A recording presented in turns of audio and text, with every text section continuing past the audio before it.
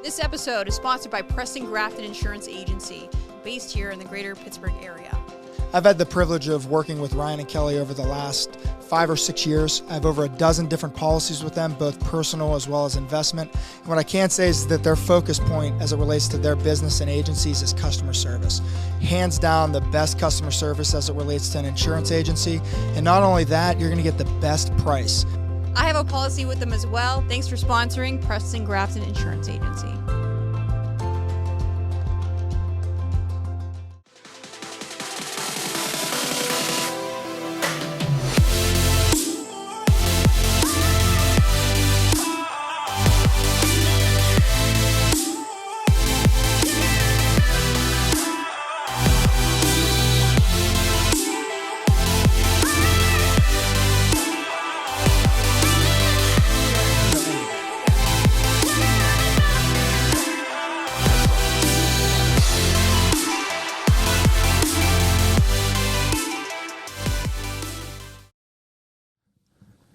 So welcome back. It's episode 19 of Cashed In, and today we're joined by Dalton Rosta, a Newcastle native, a Bellator fighter, record 6-0, ranked 8th. Dalton, thank you so much for joining us. Thanks for being here. Having me. Yeah, thank you. So this is a real estate podcast. Why would we have a Bellator fighter on, right? Well, it has a lot to do with mindset and discipline when it comes to investing and when it comes to investing successfully. And obviously, we see that on a showcase with the success that you've had in your field. Now you also have, we were talking earlier, you want to get into investing with real estate. You deal with the Florida real estate market now. That's where you're based. So should we start with the beginning of how you got to where you're at, or should we start where you're at now? When you say where or how I got to where I'm at, yes. You mean how far back? You start where, when I say that, what came to your mind first? I mean, initially moving to Florida, but Okay. I went through a lot, like getting to where I was, I guess I'll start from the very beginning. Perfect. I started out at Newcastle, transferred back and forth to Arizona, was doing a lot of jumping around as a kid, and I ended up landing at Laurel High School wrestling, and wrestled, played football there. Initially went to college, wrestled at Seton Hill. So, I mean, a lot of my background comes from wrestling. Helped me with football, it helped me with fighting today. But I went to Seton Hill. After Seton Hill, I transferred to Youngstown State to play football, got hurt, and that's whenever I got back into MMA. And I just went full-time from there. I was still going to school at Youngstown State.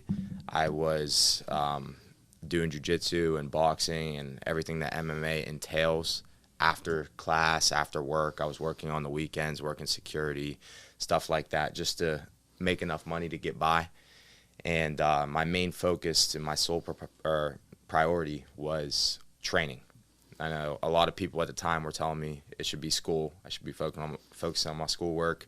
I should be worried about getting my degree, getting a job, but my main priority was training. So I was going to school, studying just enough just to get good enough grades to get on honor roll, and then working just enough hours just to pay my bills. All the rest of my time was spent training. A lot of it underslept, overtrained, underfed, everything. So there was a lot of struggles and everything that came with it. But fast forward a couple years, I got a professional contract with Bellator. I was actually working at Northwestern Mutual at the time. Quit my job. A lot of people call me crazy for it because there's potential for 6 figures a year there. And but this is what I wanted to do. And I took a major pay cut going to Bellator right away. And people were calling me crazy, just like, some people still do today. But ended up paying off. At the end of the day, I'm making 6 figures per fight now. And at first, I was making less than 10 grand a fight. So I took a huge pay cut, and with the intention and the goal of it paying off like it is now, plus more. So now I live in Florida. As you stated, I moved down there to train at American Top Team. Another thing that I did kind of to achieve my goals and get to where I am right now in Bellator. Like you said, I'm ranked 8th. I'm undefeated. I don't think I would be either of those right now if I wasn't an American Top Team. 2 years ago I needed to make a move, and I did that, and I think it's paid off exponentially. And so I'm in Florida now, Coconut Creek area, training an American Top Team. Came back to visit this weekend, and it hit me up a few weeks ago, asked me if I wanted to be on the podcast. Said I'd love to. So yeah, that's awesome. So like it's almost like a form of obsession is what I'm hearing. Like you said, underslept, underfed. All I cared about was practice. Don't care about this corporate job that everybody tries to box me into. It's like I'm investing in myself, essentially. Yeah. And it sounds like it's paying off. I mean, I see too, like on social media, like you have sponsorships now. Like now it's like we always knew, because everyone like knew of Dalton's success, and like, you know, we're always proud of like, oh, like Dalton's killing it, like he's undefeated, like we obviously see your talent, but to see it showcased like beyond, now it's like, you know, national, like we can see that, which is amazing, right? Mm-hmm. And it's because you invested in yourself. And we kind of relate that to in terms of like real estate, because everyone tries to indoctrinate us in that 9 to 5, go to college, like the recipe, right? Mm-hmm. The American recipe is graduate high school, go to college, get the job that's 9 to 5. But, and I'm not dogging that, but to some people like us with a mindset that's different would be miserable. So I just wanted to touch on that.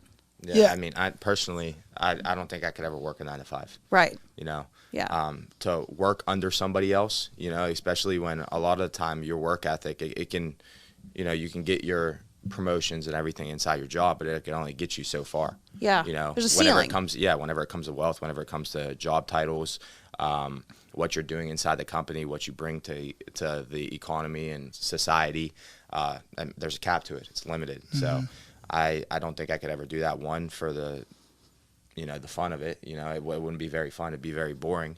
On top of that, you don't bring much to the table besides to your employer. And there's a lot of people that, you know, complain about that, but there's a lot of people that don't take the risk and don't take the leap of faith, where you have to. If you want to make something, you want to open up a business, you want to become a professional athlete, you want to become a successful real estate agent, you want to become a successful investor, whatever you want to do, you got to take the leap of faith and you got to take that risk. You might end up in debt, or you might end up very successful and wealthy. Mm-hmm. But that's a risk you got to be willing to take. If you're not willing to take that risk, then, I mean, the only thing that's left for you is 9 to 5. Right. Well, and that's and really, you know, you epitomize, you know, you don't get to the level that you're at, you know, without having the sacrifice, the discipline, you know, the keys that make all athletes great, right? At what point would you say, you know, you obviously felt like, you know what, I can do this. But at what point would you say that you realize that, you know what, I'm willing to do this? Because realizing that you can do something and also getting to the mental mindset that you're willing to actually do what it takes to get to that level. You know, like at what point, you know, you said that you left Northwestern Mutual, you know, you bet on yourself. You know, was there a point in life, you know, that you would say altered that trajectory, where you said, you know what, like, I'm not going to do this. You know, I'm going to do what I'm passionate about. I'm capable physically, mentally, to be able to get to that level of the Conor McGregors of the world, for example. Yeah, so I wouldn't even say it started as late as fighting. I would say it started a lot, well before that, whenever I was in high school. So I wrestled whenever I was growing up, whenever I was young, you know, 6, 7, 8. Then I got out of it. Mm-hmm. For, I don't know, 6 years. I dabbled in some boxing, dabbled in some jiu-jitsu and everything along the way. But when I started wrestling again in high school, in my freshman year, I was out in Arizona. And that year, I got, just to be honest, I mean, I kind of got my ass kicked. You know, I was probably 500 wrestler. I don't remember my record exactly, but I was getting beat by a lot of average wrestlers. And I, you know, pretty much was sick of it. You know, I didn't like losing, but I wanted to be a state champion. That was my goal. So during the summer, during the off season, like a lot of wrestlers, let me start here. A lot of wrestlers just wrestle during the season. And then football season, they play football. I still did that. But spring, they play another sport, or they don't play a sport at all. They just go to school, hang out with their friends, whatever. Summer, they enjoy summer. Me, I was wrestling during the winter. I was going to 2 practices. I was going to practice in the morning, either practice in the morning and then practice after school with the team, or I was going to a club practice directly after practice for the school. Mm-hmm. And then on top of that, in the spring and in the summer, I was wrestling year-round. And in that 1 year, from my freshman year to my sophomore year, I saw exponential growth in my wrestling skill, in my not just skill, my athleticism, my strength, everything. So I saw what 1 year of hard work and dedication could do, because that year, the following season, I went from a 500 wrestler to losing 2 matches. And I was like 30-2 or 29-2 was my record. And then it just kept growing from there. Every single year I would get that much better. I'd see myself, watching back on tape, I'd see myself correcting mistakes on tape that I was making the year before, and I was no longer making them, and it wasn't even like a conscious thing. Like, a lot of the time I wasn't watching the tape and said, I need to fix this. I was just going to practice every day, and over time it was compounding interest, and it just added up over time, and I just got better, corrected mistakes on their own. And I took that mentality and that experience from wrestling and used it towards pretty much everything. I used it towards football. I used it in the weight room. I used it in school. My freshman year in school, for example, I was getting C's, D's in some classes, and then turned out it was just because I wasn't applying myself, wasn't really studying that hard. Every year the year going forward, I was on high honors list, straight A's, 4.0 and above GPA in honors classes, everything. Same thing in college. Weight room, got exponentially stronger. Football, got way better. And then whenever I started boxing, started fighting jiu-jitsu, same thing. I carried that same exact mentality over into everything else in life just from wrestling, and saw my life improve everywhere.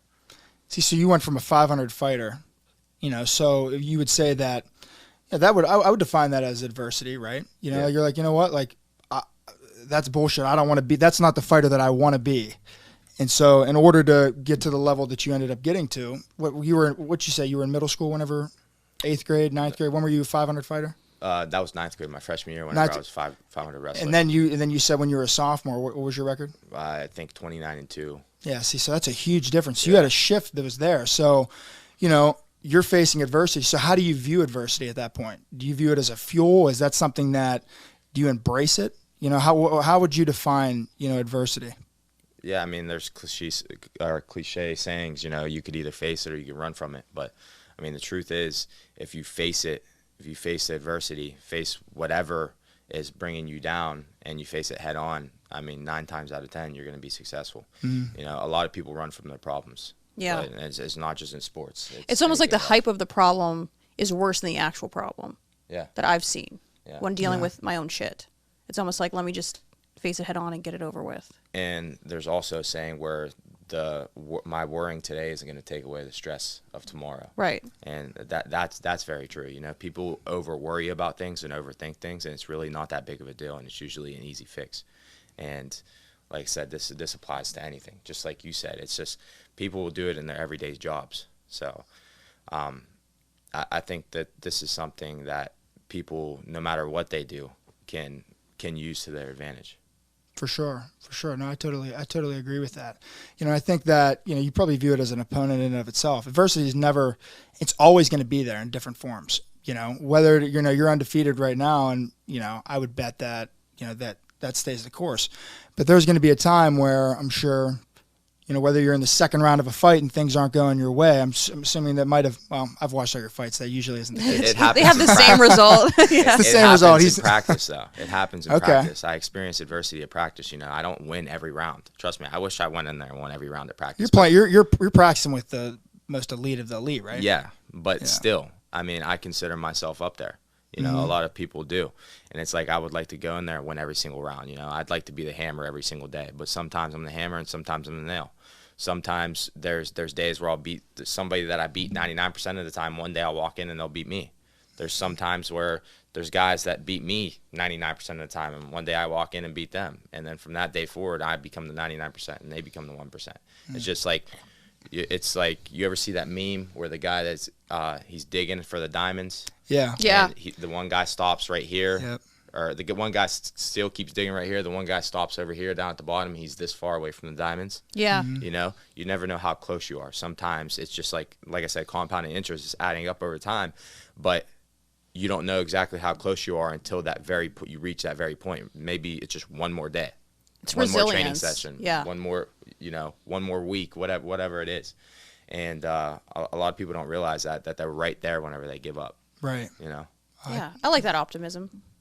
You It have is. to have it. You have to have it, and I think that one of the things we've talked about, over the months that we've been recording is that, you have people that are, positive people, you have people that are negative people, you have people that feel like they're bound by their circumstances, and then you have people that, aren't, that make their path forward for them. Yeah. So what would you say to people that feel like, like this is the way that my life was designed to be, and I have to accept it. And, compared to someone like yourself, that, I'm not gonna do this 9 to 5. I'm not gonna work at, I'm not gonna have a boss essentially. I'm gonna trudge forward. I'm gonna create my own path. I'm gonna make even more money than what you were gonna do before, and you're gonna follow your passion. So at the end of the day, so my question really would be, what would you say to people that feel like they are bound by their circumstances, that they feel like, that that their future is already picked out for them? I would just say that it's not. I would say that's bullshit. A lot of people, they like to blame it on their upbringing. They like to blame it on how they grew up, where they grew up. I grew up in Newcastle, just like a lot of these other people that I see all the time. And this happens all over the world. But just for somebody from my own experience, I see people from Newcastle complaining all the time that they'll never get out of Newcastle. They can never be anything because that they didn't get the help in the school system that they needed, or that they were poor growing up and they never got the opportunity to go to college or this or that.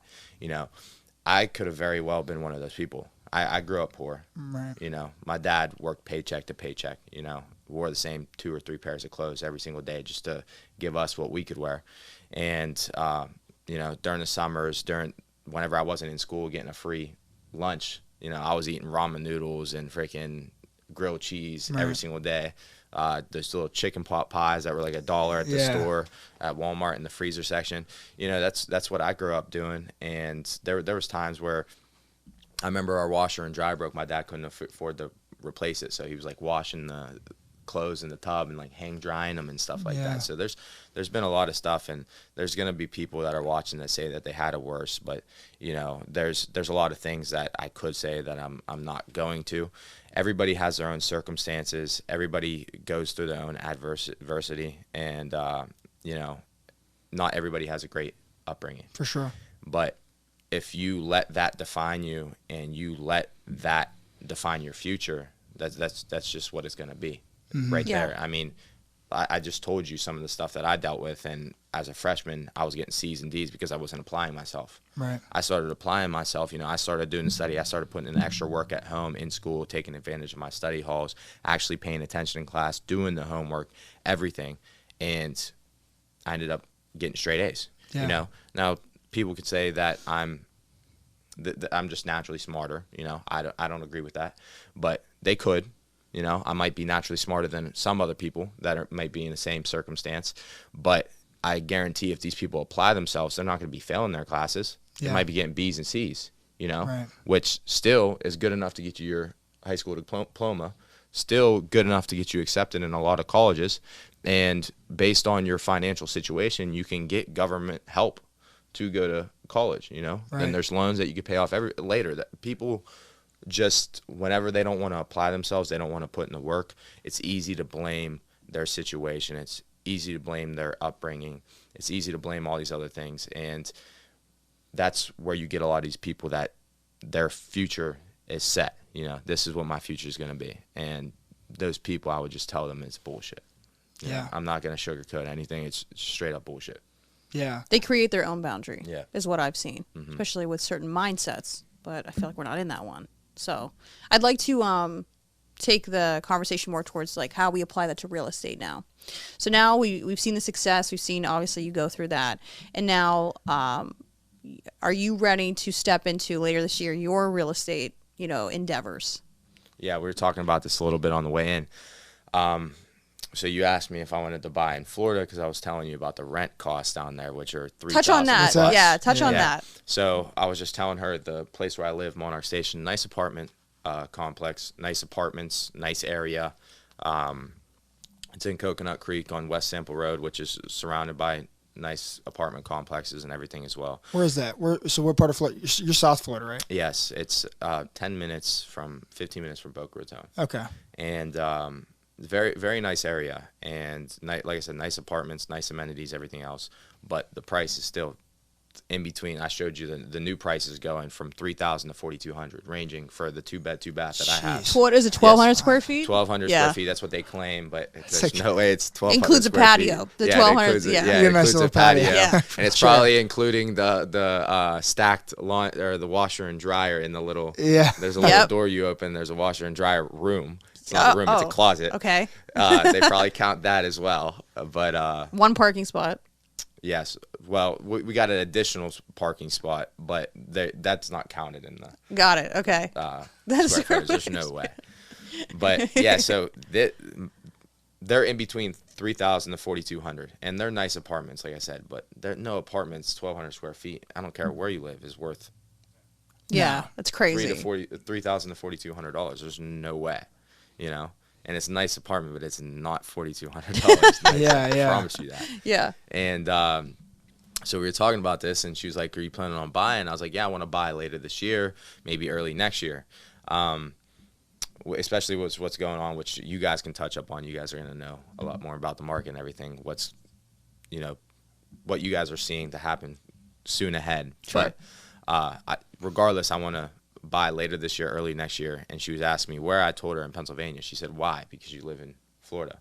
Well, I'm training in Florida. Things can change in an instant. That's one thing. You know, I can end up having to fight one of my teammates and have to move gyms temporarily or whatever. But other things is the fact that I want to start investing in real estate. I don't just want to buy a house and live in it. I want to start investing in real estate as well. You know, start generating passive income essentially, and consistent income. Because right now I only get paid whenever I fight. Right. You know, so I want to start generating other streams of income. Real estate's one of the best ways to do that. You know, so I was thinking possibly, or more likely, Pennsylvania than Florida, buying a couple properties up here For sure. at once, and either Airbnb in or renting them out, and that for however long, and then maybe flipping some, selling some, whatever. But I mean, that's more you guys' lane. Yeah. Obviously. Yeah. I kind of want to hear from your thought process, the questions. So that might help someone who's listening who doesn't really, I wouldn't say not understand, but not familiar exactly with what we deal with day to day. So what would be like, I would say pick an area first, but do you want like a multi-unit, like several units in one, or a single family? Or you could probably touch on more, Michael, with Airbnb because he has Airbnbs, but where are you leaning? Well, I mean, I haven't ruled anything out, but that's also the like duplexes and the triplexes and stuff have been a thought if I was going to live in Florida, you know, maybe live in one, rent the other two out, you know, offset costs, maybe generate a little bit of income on top of that from your own mortgage and taxes every year, everything. But I was thinking more towards homes, you know, maybe in the Cranberry, Mars area, you know. Okay. Maybe, I mean, I could spend 25, 30 miles either direction, you know, north, south, west, east. But mainly I was thinking that area. Okay. Great area. So You like the Bellevue area? As for prices of houses and everything that I was looking into, I haven't really got that far into it or anything yet. But, I mean, I wanted to either do Airbnbs would probably do better in Pittsburgh.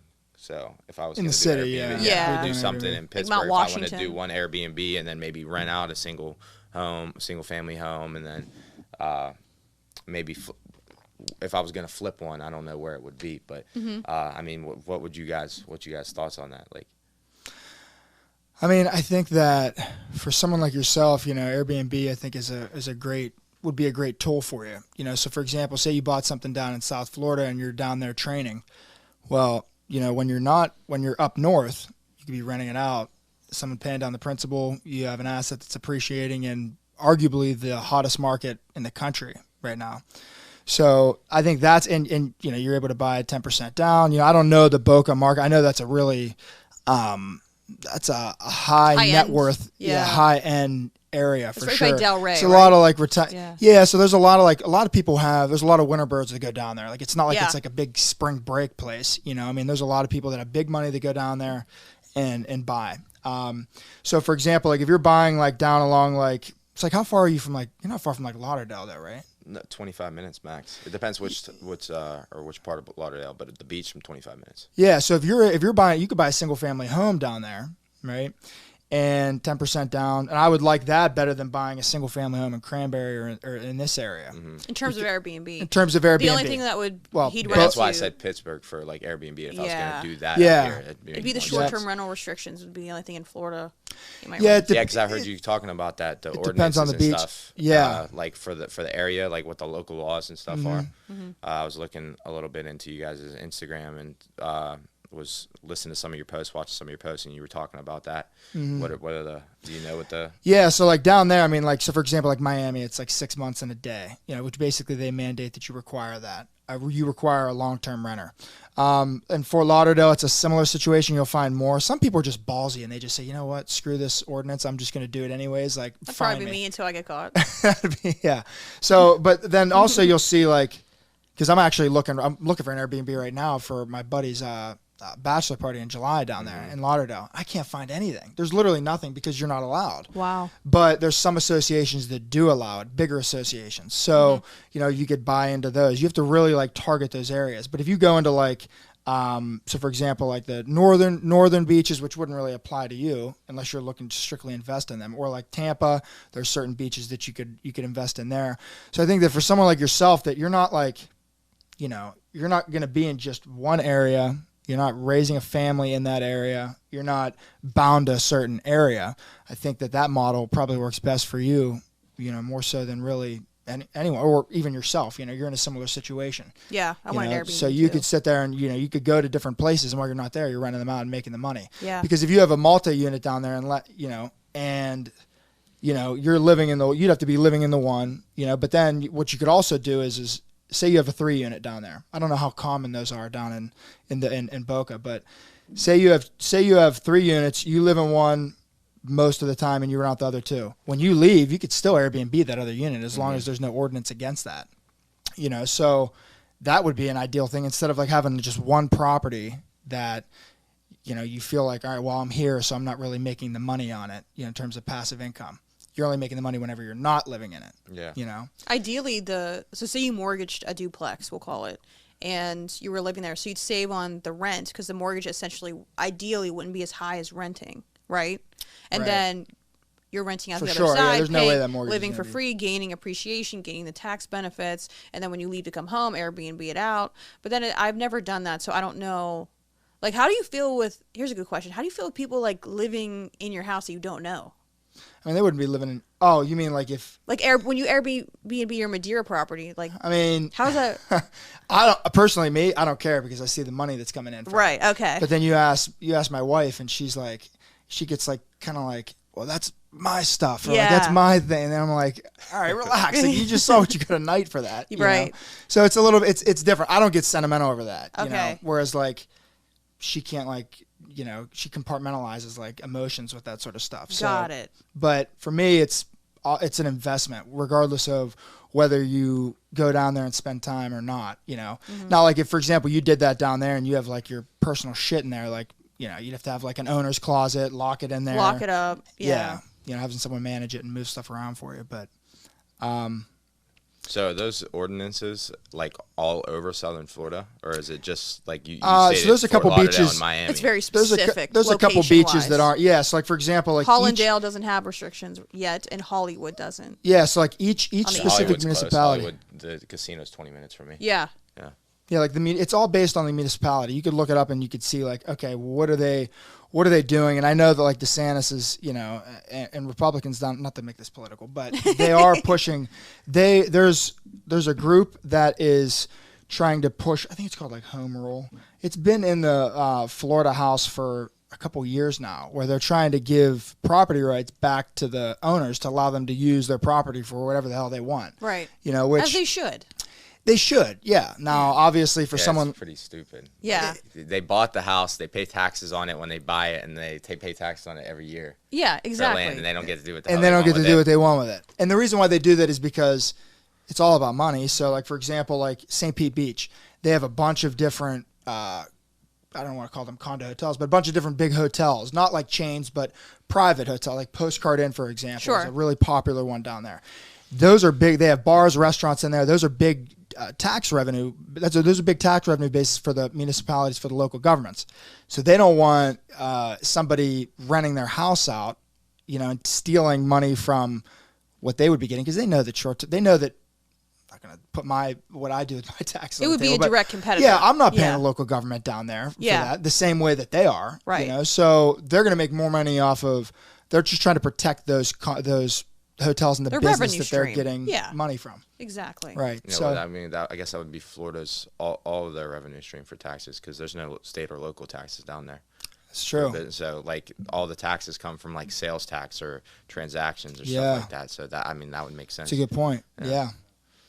Yeah. So does anyone else that you train with, what do they do when they're not fighting? Like, are they investing? Do they have multiple streams? I mean, I'm assuming obviously sponsorships play a big role in, additional money that's coming in. Yeah. I mean, I know a couple of my friends and training partners like invest in crypto.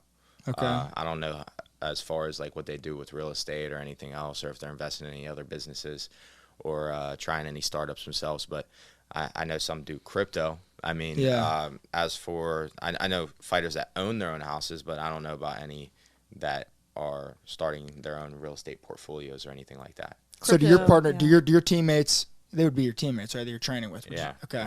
So did they live down there full time, or are they doing kind of like the mixed, are they doing like what you do? Like you come back up here every now and then, or do you technically live there full time? No, I live there full time. Okay, I just so come you live there down. full time. I just come up whenever it's convenient, really. Yeah. Like for example, right now I told her I came up to buy that motorcycle that I bought. And oh yeah, congrats! I saw that. Yeah, thank you. Yeah. My girlfriend also, it's her grandma's birthday on Sunday, so she wanted to come up for that.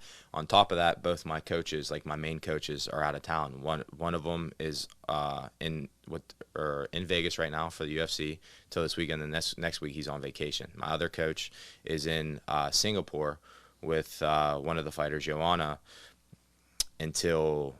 for like a week and a half. Okay. Because he has to fly out. They have to fly out early, and then the fight's the following weekend, and then he comes back. So for the next week and a half, neither of them are going to be there. So, they're still good training partners and stuff up there, but there's some guys back here for my next opponent that can help me get ready for like my next opponent. Right. So, when is your next fight? July 22nd. Oh, where?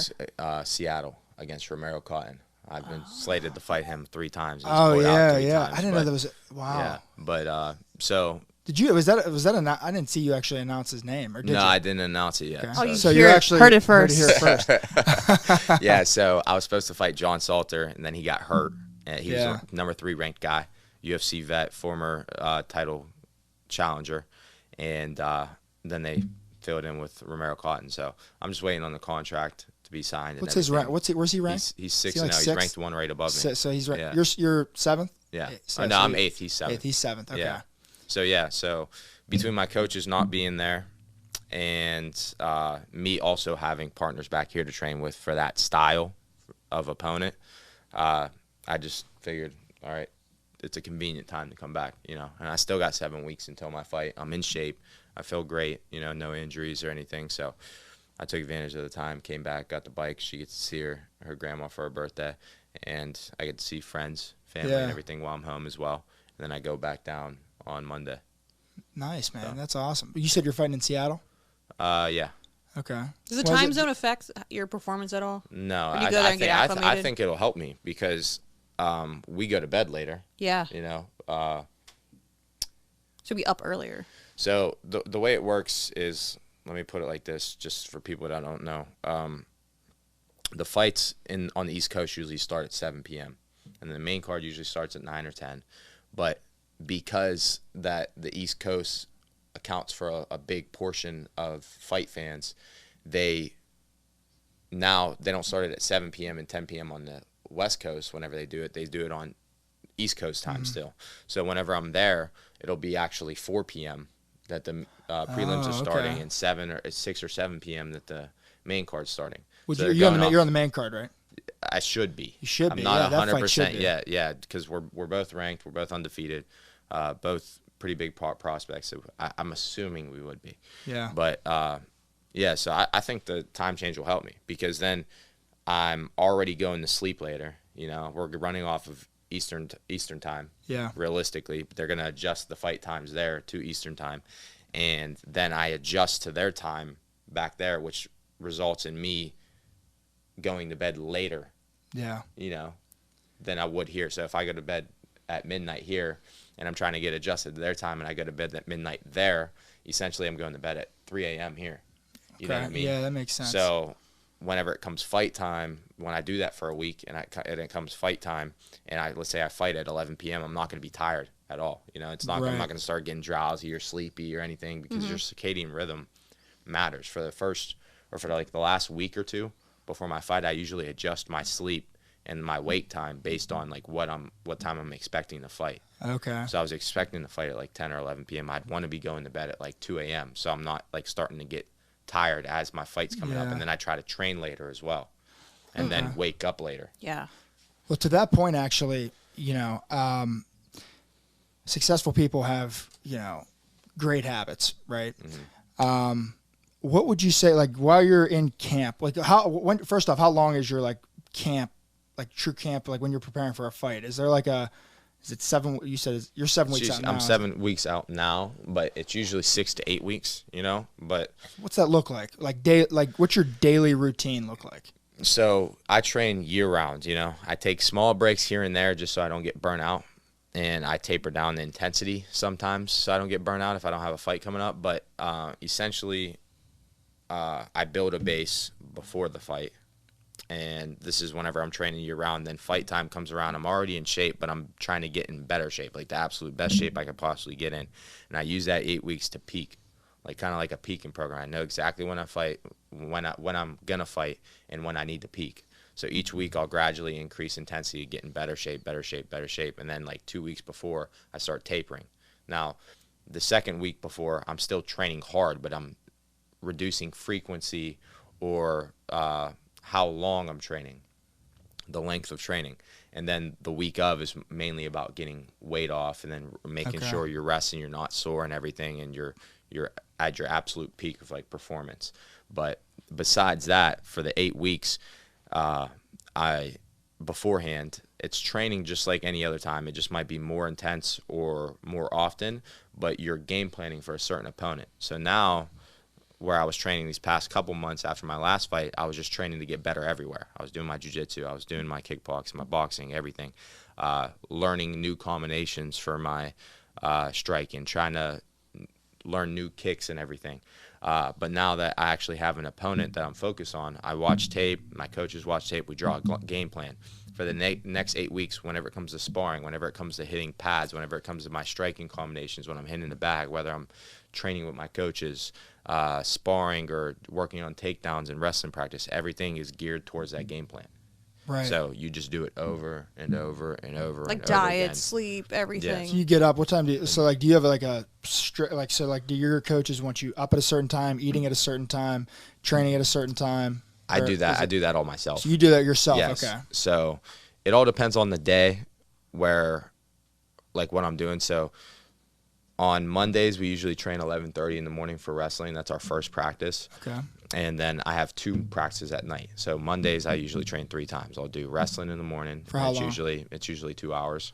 And then 5:30, I'll have kickboxing. And then at 6:30, I'll have like an MMA drills practice. And so I have 3 practices on Monday. And I usually ballpark like what, 3-4 hours? Would you say you're training for? Yeah, 4 to 5. Wow. Okay. And you got to consume a lot of calories on a daily basis, then, right? I honestly burn off a lot. I honestly don't. You don't? Yeah, I may eat like 2,500 calories a day. Yeah.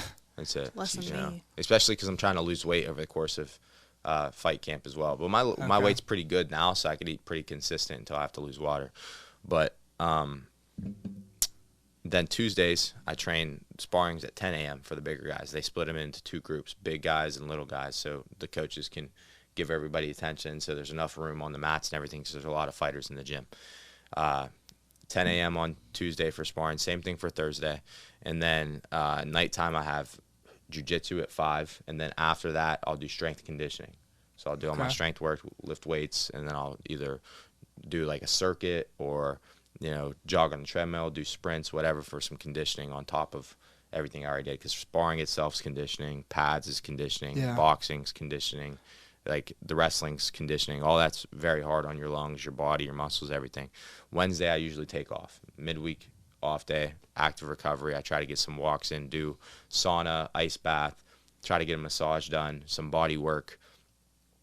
To rest up for Thursday, because Thursday is our second sparring day, and we just sparred on Tuesday. Right. So we spar again Thursday at 10 a.m. I do the same thing that I did Tuesday. So Tuesday is just a repeat of on Thursday. Okay. Friday, we have jiu-jitsu in the morning, and then I do something in the afternoon. So that's 2 days, or 2 times that day. And then Saturday, sparring or pads. I'll usually do pads with my coach.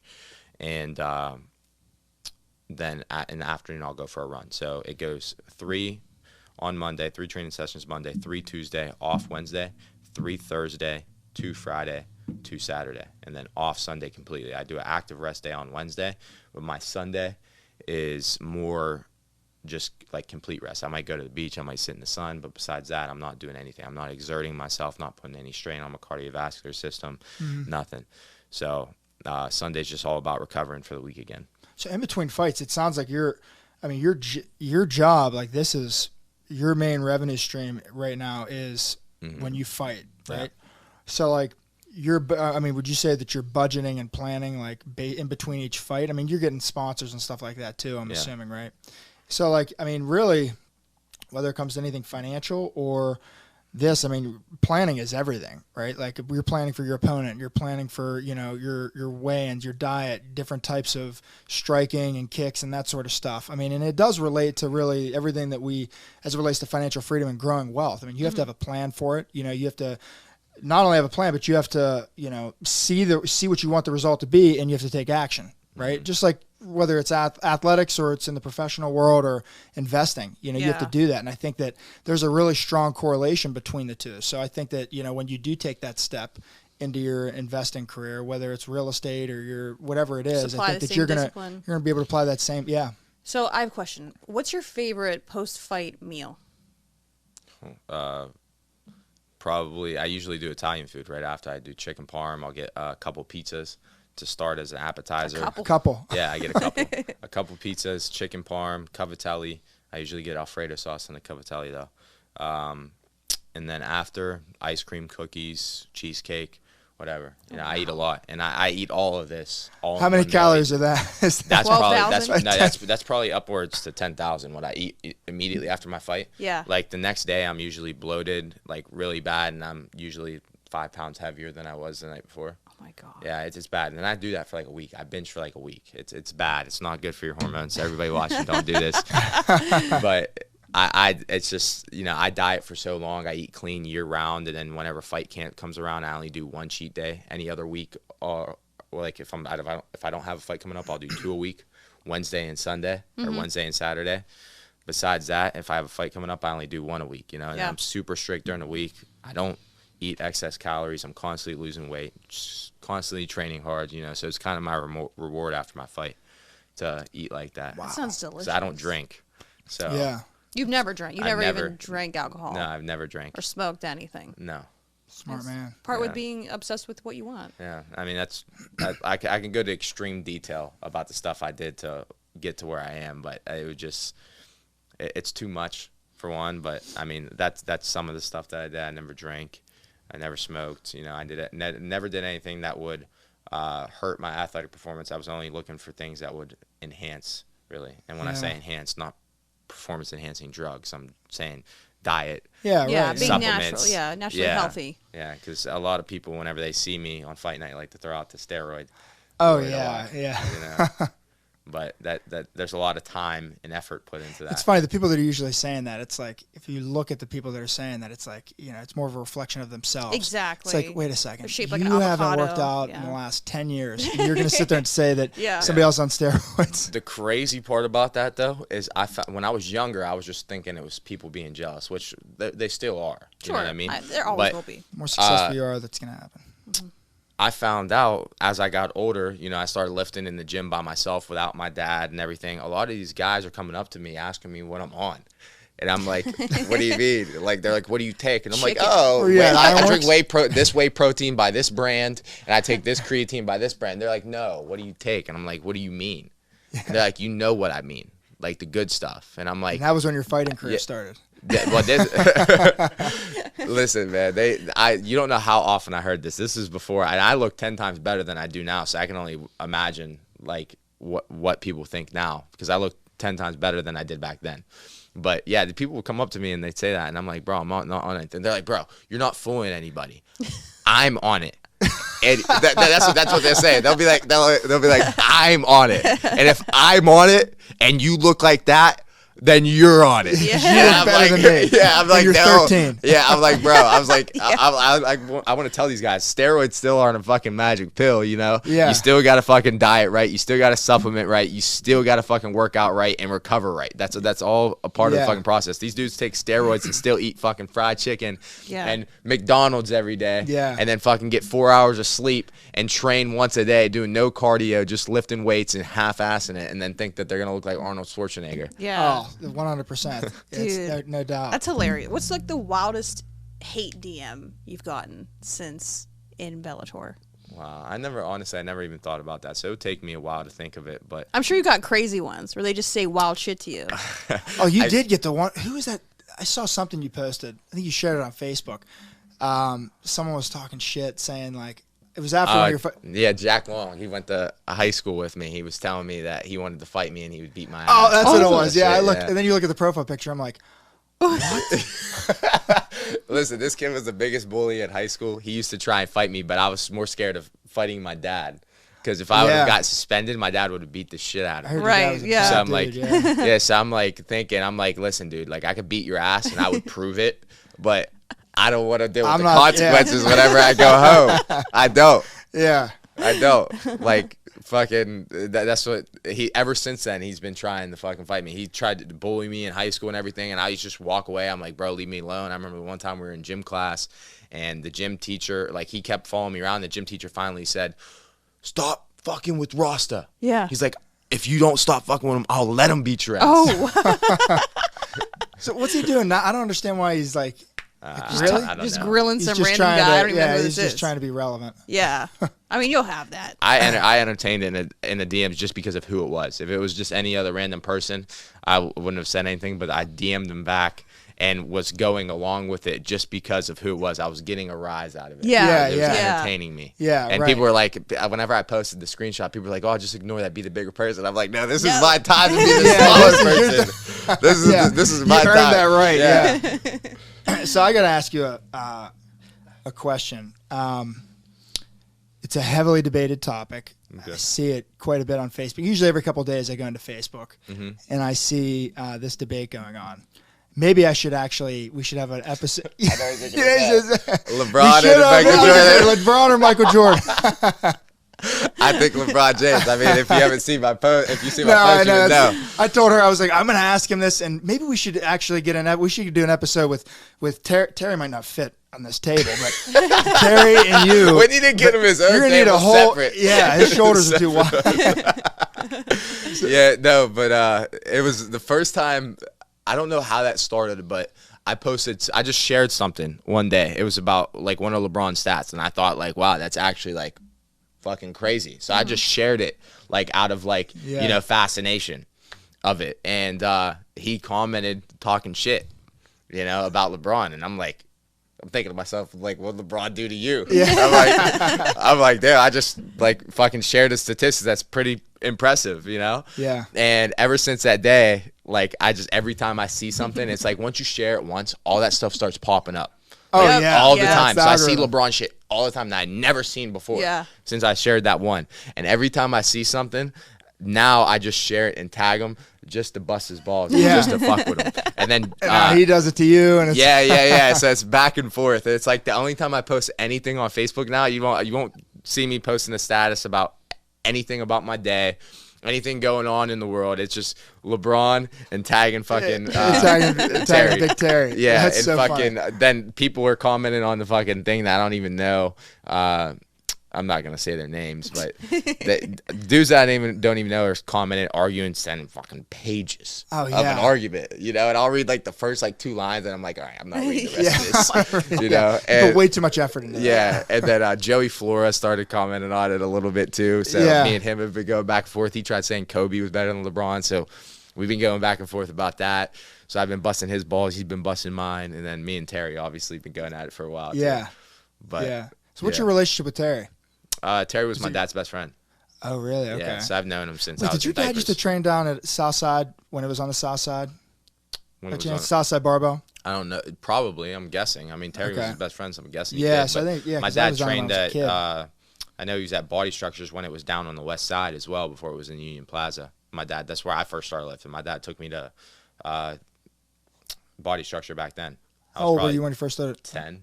10, you started working out? Yeah, my dad had me taking fucking creatine, protein, and amino acids. He'd have me taking like a pre-workout before I go to the gym. It didn't have caffeine in it though. Yeah. It was like a pump pre-workout. And then we'd get to the gym, lift, come home. He would have me fucking stir. I remember I put it in like a little coffee cup. We didn't even have shaker bottles. He'd put it in a coffee cup, and then he put the creatine. It was like by the Eno Explode. That company. He'd put a scoop of that in, and then he'd put the amino acids in, stir it up, make me drink it, and then make me drink like a protein shake with like whole milk and shit. I'm like, bro, he's trying to fucking turn me into a machine at 10 years old. It worked. Yeah, but I've been at it since I was like 10 years old. I know he kind of, I don't want to say he forced me because I liked it, you know. But if it wasn't for him, I wouldn't have started lifting that young, you know what I mean? Sure. And definitely I mean, the he kind of inspiration. forced me to take the supplements because I wasn't buying the things. Yeah, no doubt. No doubt. That's awesome. So one more question. These are all like personal questions, but I'm sure everyone else wants to know. It's interesting, yeah. Yeah, well, so you met, Conor McGregor's on your team. How's that? Does he train at the same? No, so we were managed by the same management company, Paradigm Sports. Okay, that's right. One of the biggest management companies in the world, but mainly because of Conor McGregor. That's why. Right, so right. And I met him whenever I was in Abu Dhabi corner and helping one of my teammates that was fighting on the card in the UFC, and a couple of the guys from Paradigm were there, and I had dinner with them. And they're like, "Hey, Conor's gonna come. You should meet him. Blah blah blah. We'll tell him that we'll have you come down. You guys can like get a little private one-on-one. Blah blah blah." So I did. And I'm not with Paradigm anymore. I'm with Sucker Punch now, but that was my old management company. Is he still with Paradigm? Yeah, he still is. Yeah, but I mean, they're a good company and everything, but it just wasn't for me. I have a much better relationship and everything with my manager now. I feel like he's doing much more for me, and I just feel like he's a better manager. If I'm being completely honest, I don't want to throw anybody's name in the dirt or anything. But they were good guys, but definitely like he's leagues above them. Yeah, but I think they're just so well recognized because of Conor McGregor. Yeah. But yeah, so we were under the same management. That's how I met him. We got to bullshit, cut it up a little bit whenever I was out there. How'd that conversation go? So they called me down whenever I walked in. He was signing freaking posters. I was just waiting for him to get done. He wasn't even really signing them. He was just like a little. And I'm just like watching him do this, and I'm like trying not to laugh. You know? 'Cause I'm like, this is Conor McGregor. Like if I laugh, like he's gonna have me thrown out of here. Right. You know what I mean? Right. Like, but like I'm trying not to laugh. This motherfucker's just doing that, just scribbling. Like it's the worst signature. It doesn't even look like anything. It doesn't even look like a letter. Just it's like one. Just did you see that reel that was going around of him signing? Yeah, I think that might have been that one. Yeah, and it said Conor realized that he really was lazy like on the last one because he like looked at it like, oh wow, that was really like, not my signature. Zoned out. Just like a real quick scribble. But so that was before you did. Well, so regardless, so then you ended up meeting him. Yeah, so I was watching him do this, and then after he got done, got to talk to him. It's pretty much just a normal conversation, like, what's up, how are you? And then, like, he was asking me, he's like, oh, so I heard you fight for Bellator. It's like, what weight class, what's your record? Like, what gym do you fight out of? And he was about to fight my teammate. So, like, I tried to, like, keep it to a minimum. Which fight was that? Yeah. Who was he fighting at the time? Dustin Poirier. Oh, he was fighting Dustin, okay. Yeah. Oh. Dustin Poirier knocked him out. Wait, that's your teammate? Yeah. That's Dustin awesome. Yeah, that was. Yeah. He's great. Cool, he's cool as shit. I was Yeah. really upset when he got knocked out. But yeah. Well, I love see, Conor. I kind of like idolized Conor, so it was like hard for me because like Dustin's my teammate and he's super cool, like super cool dude. Do you train with him? Do you spar with him at all? I haven't sparred with him. He'd be. Yeah, he's pretty big right now. He's like 185 pounds, but is he 185? Yeah, but does he fight at what's he fight at? 155. 155. Yeah, he's pretty big right now, but I've never sparred with him. And Conor both are pretty swole up. Big. Yeah. Yeah, but I never sparred with him. I've rolled jiu-jitsu with him, but never, maybe like one round. I haven't trained with him too much, but anyways, they fought each other on that card, and Dustin's my teammate, obviously. Super cool dude. You know, we play Call of Duty and shit together, and I want to see Dustin win. But at the same time, I didn't want to see Conor lose because, like, I idolized him growing up. Like, he's like a big like inspiration for me. Like his story, his upbringing, everything. It's like incredible. You know, just things have changed, obviously. But yeah, I wanted to see Dustin win, but I didn't want to see Conor lose. I was like kind of like wishing like somebody pulled out of the fight. You know? Yeah. What I mean? Yeah, and to see how it ended, because that was the fight that he. Was that the fight that he broke his? No. That was the second. So that was the one where he got. Yeah, that so was he the got. first one. Yeah, he got knocked out. Was that was after? Was that after the Cowboy fight? That was the one right after the.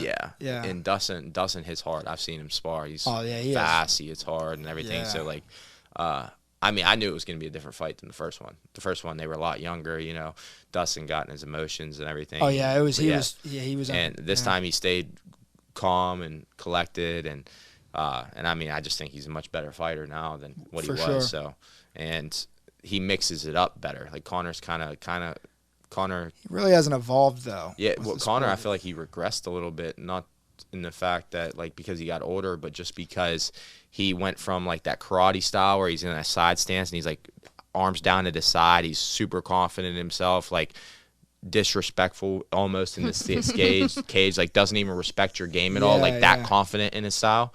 And then he went to like a boxer where he's like super high guard like this, and he's heavy on his feet, so that's why he just kept getting his leg kicked out. He got shot. Yeah, so he just completely changed his style, and it's like he's a good boxer, but it's not a ground guy. He can't really make it. So I feel like we're making this into like a UFC. It's interesting. I mean, it is what it is. It's and so I always wonder, you know, like why is it that you just went over like your routine, right? Mm-hmm. So like this is how you prepare for a fight. Yeah. How's come like a guy like that, you know, because he was 155? Is that was 155? That's what. So why is it that he would always struggle? Like if he wasn't getting the first round KO, why couldn't he get to? Why like as the fight progressed? Why was he like? It seemed like he would gas out. Because he would just give it all. Like he was just. A lot of that. Some of it's pacing issues, like because there's a lot of people out there that'll be like, my sport's the hardest. You know, football is the hardest sport because it's the toughest. You know, basketball is the hardest sport because it requires the most athleticism. Pilates is really hard. Yeah, Pilates is really hard because Anna says so. Yes. Soccer's really hard because you're running back and forth down the field, which I don't doubt. You know what I mean? Yeah. Every sport is hard in its own way, but the difference between fighting is you're getting as tired, if not more tired, than any other sport because your body is broke down into two systems. It's anaerobic and aerobic. The anaerobic is the sprints. It's without oxygen. So like whenever you do a sprint, you can't breathe after, you can't talk, and like you're on your knees and you're trying to get as much air as you can. Whenever you're jogging, you're still tired, but you're able to talk, carry a conversation, but your heart rate's relatively consistent and you're getting tired. It's hard to jog long distance for long times. So fighting's a mix of the two. On top of that, you have to bring in your muscular endurance from wrestling. So imagine like going and doing a max bench press, like, and then doing a full sprint, or let's say jog 2 miles, then come back, try to do a max squat, and then sprint, and then try to do a max deadlift. And it's like every single movement you're doing max effort of power, endurance, strength, cardio, anaerobic conditioning, and aerobic conditioning, and you're mixing them all together, and you have somebody else's body weight on you, and you also have somebody trying to knock you out.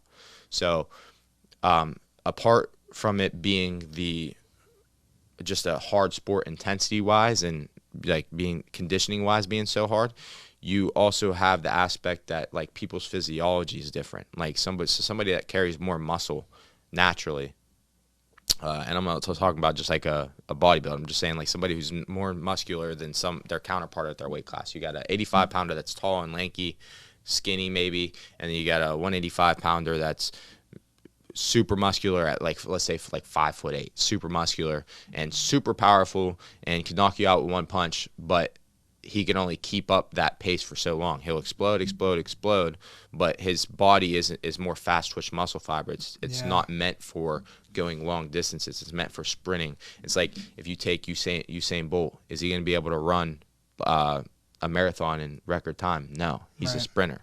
That's what his muscles are built for. Fighting's the same way. You can develop and get better at certain things over time, like your conditioning, but you're still going to be in a deficit compared to somebody who's naturally gifted in that aspect. So that's why when you look at cross-country runners, they're always skinny. Right. Tall and skinny. You never see fucking somebody jacked with, 20-inch arms running cross-country. Yeah. Or Very even 18-inch aerodynamic. arms. You never see the star running back at a high school or star wide receiver or star quarterback running cross-country. Right. And it's not because of a lack of interest. It's just because football is what they're good at. Their body is meant for football. Their physiology is meant for football. You know what I mean? Yeah. And you might have some outliers out there that do, but I guarantee those outliers aren't as athletic or as fast as their counterpart that focuses just on football, that's built for football, depending on their physiology. For fighting's much the same, so it depends on how somebody's built, their genetics. And then on top of that, the way they train might affect it too. Somebody might not train that hard, and they just get tired. But there's guys like myself. I get very, very tired whenever I'm sparring. I carry a lot more muscle than guys in my weight class. Yeah, I carry a lot more muscle than guys in my weight class, and because of that, I get tired quicker. Now I train hard. You went the distance though last fight though, right? Yeah. The last couple. But the thing is, I still get tired, and regardless of whether I'm pacing myself or not. The reason I didn't get as tired is because I was pacing myself more in the prior fights, where if you watch my fights before that, I was balls to the wall from the beginning, trying to finish them. So my last few fights, I was pacing myself, just trying to get the feel for a 3-round fight. You know what I mean? What do you tell yourself then in those moments? Like when you're ass tired, you're in the third round, and you're just, what do you? Does it go somewhere else? Like what are you saying to yourself? Because I mean I would imagine that it's just as mental, if not more mental than physical. I mean, because you start telling yourself negative thoughts, and your body responds to that. It's like, what do you say to yourself in those moments? Obviously you have your coaches and stuff around you, but I mean, your fight or flight response turns on. Really, Yeah. I mean, it's there all fight long. But as soon as you get tired, like I was saying, somebody gets tired. The difference in fighting between these other sports, where everybody else gets tired in other sports, is you have somebody trying to punch you and kick you and knee you and elbow you in the face. You can't take a second off. Yeah. So it's like if you take a second off, or you slow down for a second, or you choose to you're too tired to move your head if somebody throws a punch out of the way, or you're too tired to hold your arms up, because it gets to that point sometimes. Yeah. Especially if it's a super high paced fight, a lot of wrestling, a lot of striking, a lot of volume. And I mean, you see it in UFC all the time on TV. These guys throw 1,000 punches, and then the third round they're dead tired, and it looks like they're zombies. Yeah.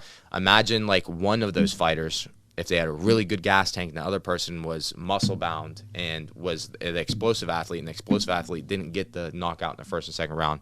Now the third round, after they did all that volume, that guy that's now not the knockout artist becomes the knockout artist, because this guy, who when he was fresh couldn't be knocked out by somebody who didn't have enough power, now is tired enough, his chin is weak enough because he's tired, his heart rate's too high, and this guy's over here on the opposite end is fresher, and he could throw with more power. He still has power in his punches, even though it wasn't equal to his counterpart at first. It's now above, because now you have fatigue setting in over here, and this guy's damn near fresh. Yeah. So on top of that, if I'm dead tired, and if I'm looking across the cage and this dude's fresh, I'm thinking about staying, keeping my guard up, keeping good defense, still slipping punches, don't take a second off, don't get lazy, because if I get lazy for 1 second, if you throw a punch at me and I'm like, all right, I could just take this one. I'm too tired to move. Wow. If I exert too much energy, next thing you know, and he starts throwing more punches or more kicks, I'm not going to have energy 20 seconds from now to defend those. So I'm just going to take this second off. Yeah, right. So 20 seconds from now, I won't have to. You start thinking like that, that's when you get caught. That's when you get knocked out. So there's a different stress about it. It's literally kill or be killed in there. Some people have died fighting, and it can be bad. When you're dead tired, those are some of the scariest moments, especially if you're going against somebody who's not. and they can hit hard. You know, in these bigger weight classes, everybody hits hard. If you get tired and you slip up for 1 second, all it takes is one. Yeah, that's well to that point. So what type of fight would you prefer? You know, like the old school Diaz McGregor fights, or even like I think it was Chandler Gaethje. They just just the bloodbaths, just hitting one another back and forth up top instead of like on the ground. You know, how would you define yourself as a fighter? I mean, you're pretty well balanced between the two. Yeah, I would just say I'm well rounded. Okay. I mean, I wouldn't say. It all depends on the opponent, you know. Okay. I'm well rounded to where like I could strike with anybody in the world, I could wrestle with anybody in the world, but there's gonna be opponents where I have a clear wrestling advantage, where it's like, all right, it might be close on the ground, feet, but I could fucking ragdoll this dude on the ground, so I'm gonna take him to the ground. But then there's times where it's like my fight coming up, I'm a really good wrestler. Romero Cotton, my opponent's a 3-time NCAA champ. He's a really good wrestler. We could wrestle all day long, you know, make it a wrestling match. It'll be close. It'll be competitive. But I can knock this dude out in the first round, you know. Yeah. Much better striker. Yeah. Quicker, faster, more explosive, hit harder, cleaner, crisper, cleaner technique. You know, I'm going to pick him apart on the feet, and he's going to be shooting for takedowns to save his life, you know. And then that's when I'm going to see the takedowns coming. So it's going to be easier to stuff him. Yeah, I can't wait to see it in Seattle. When is it? We July? should go out there and film. July right? 22nd. Get you some Cavatellis right after. Just have another interview. Had him sitting there for me. Yeah, but I'm going to be picking this dude apart on his feet, and then he's going to get frantic and panic just like anybody else, you know, and he's not going to be able to calm himself down. He's going to start shooting, taking wild shots, and that's when I'm going to hit him with a lights-out punch. There it is. That's awesome. I can't wait to watch it. So July 28th. July 22nd. July 22nd. Watch his fight. Can't wait to see you win. Thanks, Dalton, for coming on. Thanks for watching Cashed In.